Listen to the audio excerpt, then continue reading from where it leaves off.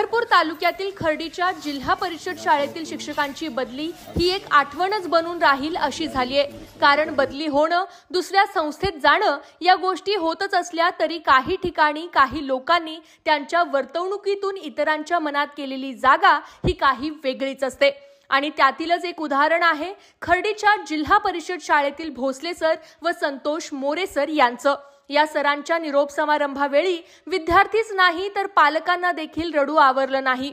कारण आपले शिक्षक आता शासकीय बदली होऊन दुसऱ्या शाळेत दूर जाणार असल्यामुळे खताळ वस्ती येथील पालकांनी व विद्यार्थ्यांनी शिक्षकांना निरोप देताना गुरु शिष्याचं नातं काय असतं याचे प्रत्यक्षात दर्शनच घडवले।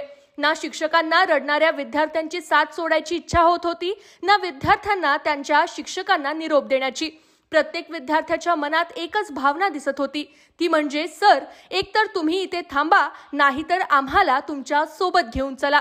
खरंच काही नाती रक्ताने जुळत नाहीत, ती जुळतात मायेने, समजूतदारपणाने आणि निस्वार्थ प्रेमाने।